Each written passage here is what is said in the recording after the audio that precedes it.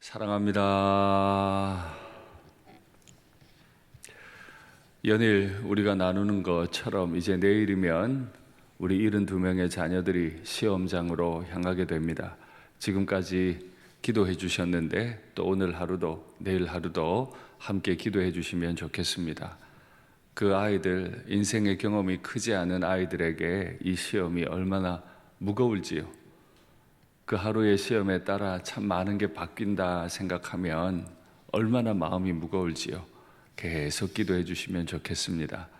히브리서를 통해서 우리는 예수님이 어떤 분이신지 계속 살피고 있습니다.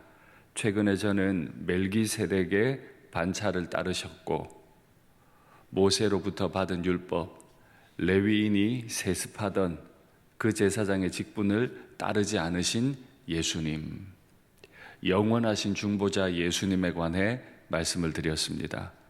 그 영원하신 중보자 예수님은 보좌 우편에 앉아 계시면서 보좌를 향해 나를 위해 날마다 탄식함으로 간구하시는 분이시다 말씀드렸어요.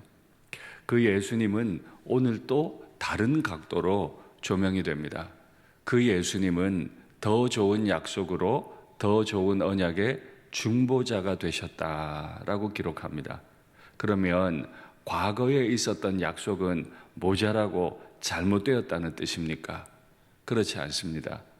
완전한 것, 영원한 것이 오니까 먼저 있었던 것은 모자라 보이는 것뿐, 사실은 오늘 본문이 말하는 것처럼 그들의 잘못을 지적하여 이르시되, 그건 그 언약의 잘못이 아니라 그 언약을 대하는 사람들의 잘못이었어요.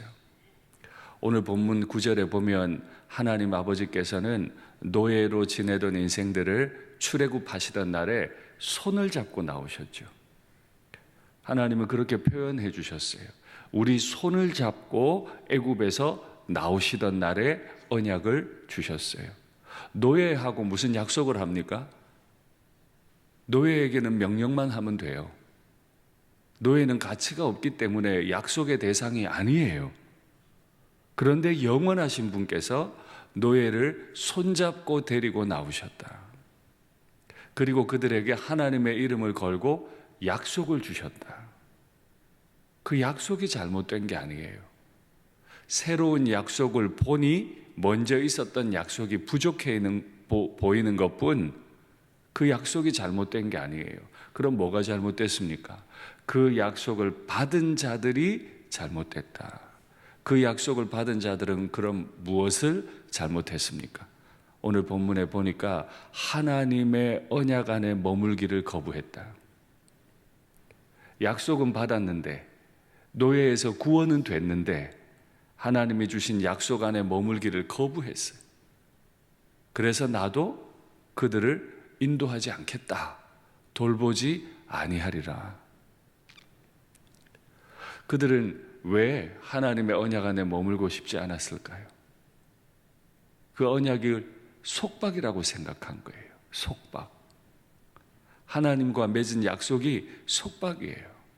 언제는 좋아서 영원히 배필이 되자는 약속을 하더니 이제 와서는 그 약속이 속박처럼 느껴져요.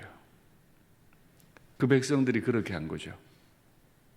얼마나 그들이 완악해졌는지 하나님은 예레미야라고 하는 선지자를 보내셨어요. 그래서 그들에게 하나님의 뜻을 전하셨어요. 그런데 그들의 반응이 어땠는지 예레미야를 통해 확인하시겠습니다. 내가 말할 때마다 돌아와라, 너희들 잘못했다, 다시 여호와 안에 머물기를 힘써라 라고 말할 때마다 외치며 파멸과 멸망을 선포함으로, 너희들 그렇게 안 하면 파멸될 거야, 하나님이 너희를 돌보지 않으시면 바벨론에 의해 망하게 될 거야 라고 선포함으로 여호와의 말씀으로 말미암아 내가 종일토록 치욕과 모욕거리가 됨이니이다. 그 백성들이 하나님의 법 안에 머물기를 얼마나 싫어했냐면, 하나님의 법 안에 머물지 않으면 너희 멸망할 거야 라고 하나님이 보내신 선지자를 모욕하고 조롱을 해버려요. 단지 거부한 정도가 아니라 하나님이 보내신 사람을 모욕하고 조롱거리 삼음으로 하나님을 모욕했어요. 하나님을 조롱해버렸어요.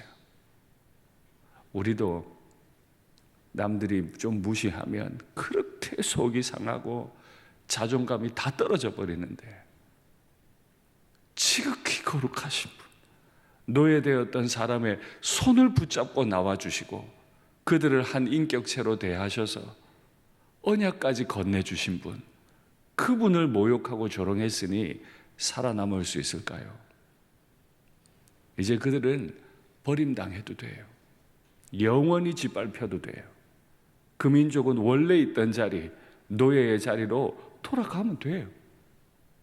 그런데 하나님은 그렇게 하고 싶지 않으셨어요. 그 마음을 선지자 예레미야도 동일하게 가졌습니다.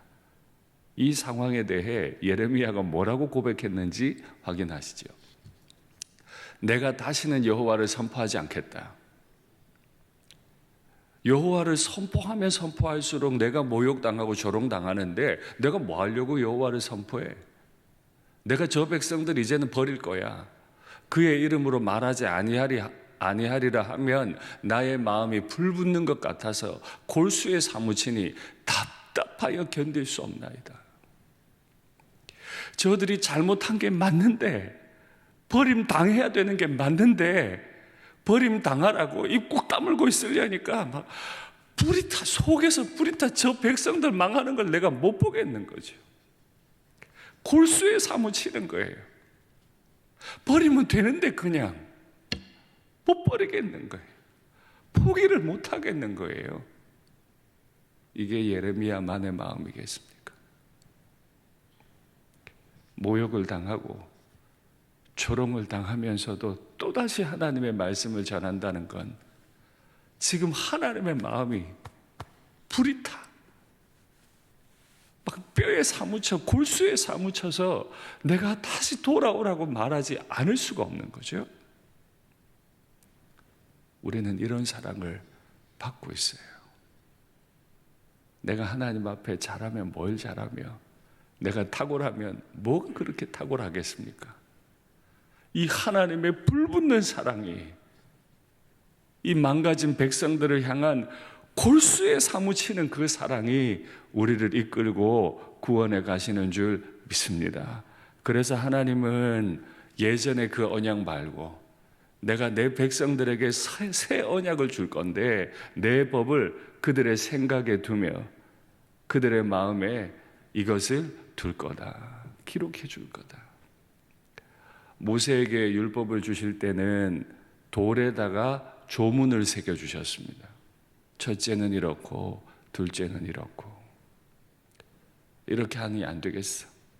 이 백성들이 그 돌을 버리면 돼. 돌에 있는 조문 안 외우면 끝나더라고요. 그래서 하나님이 이 불붙는 사랑 때문에, 골수에 사무치는 사랑 때문에 안 되겠어. 내 법을 그들의 마음에 새겨버릴 거다. 그들이 무언가를 생각할 때 이 조문들이 생각이 날 수 있도록 내가 그들의 생각 안에다가 하나님의 법을 기록해 버릴 거다. 도저히 떨어질 수 없도록. 이게 하나님께서 예레미야를 통해 우리에게 주신 새 언약입니다. 손붙잡고 나왔더니 배신하고 떠났는데 그 배신하고 떠난 백성들 생각하니 불이 붙고 골수에 사무치니까 하나님이 하신 행동은 그 배신자의 몸속으로 들어가 버리는 거예요. 손 붙잡고 나와도 버리니까 하나님도 버릴 수 있지만 버리고 싶지 않아서 다시는 나를 못 버리도록 내 몸 안으로 들어와 버리시는 하나님. 우리 자녀들이 이 하나님을 안다면, 이 한 구절의 말씀을 믿을 수 있다면 인생이 외롭지 않을 겁니다. 이 불붙는 사랑을 어디서 받겠어요? 그 새 언약을 하나로 줄이면 나는 그들에게 하나님이 되고 그들은 나에게 백성이 되리라. 이제 다시는 망가지지 않게 될 거다. 그래서 하나님이 이 지저분한 몸을, 이 가증한 인격을 당신의 집으로 만드시고 성령으로 우리 안에 거하심을 믿습니다. 그렇게 하나님이 행하신 일은 무엇입니까? 작은 자부터 큰 자까지 다 알 수 있게 해줄 거다. 그래서 힘써 여호와를 알자는 말 안 해도 될 거다. 왜냐하면 그 안에 내가 들어가 있으니까. 더 이상 돌덩어리에 새겨놓지 않았으니까. 그냥 마음만 먹으면 하나님 자신이 이 안에 있어서 금방 알 수 있기 때문에 작은 자부터 큰 자까지 다 알게 될 거다. 그러면 하나님의 무엇을 알게 될까요? 내가 그들의 불의를 긍휼히 여기며 그들의 죄를 기억하지 아니하리라. 노예된 것들 데리고 나왔더니 배신했던 그 죄. 하나님의 백성으로 살지만 자기 마음에 다 가두어져서 하나님의 사람답지 않게 행동하고 있는 그 죄, 그거를 오히려 긍휼히 여긴다. 그리고 그들이 짓고 있는 그 죄를 기억하지 않겠다. 약속해 주시는 하나님이 우리의 하나님이시고 우리는 그 새 언약을 받은, 하나님이 내 마음 안에 쑥 들어와 버린 그 새 언약의 백성들로 살아가는 줄 믿습니다. 말씀을 맺겠습니다. 영원한 대제사장인 예수님께서는 불붙는 마음으로 골고다에 오르시고 골수에 사무치는 마음으로 우리 안에 지금도 거하고 계심을 믿습니다. 시험 보러 가는 우리 자녀들, 또 함께 기도하시는 우리 부모님들, 주님께서 친히 동행하심을 믿고 주와 함께 오늘과 내일 또 우리의 평생을 보내시게 되기를 축복합니다.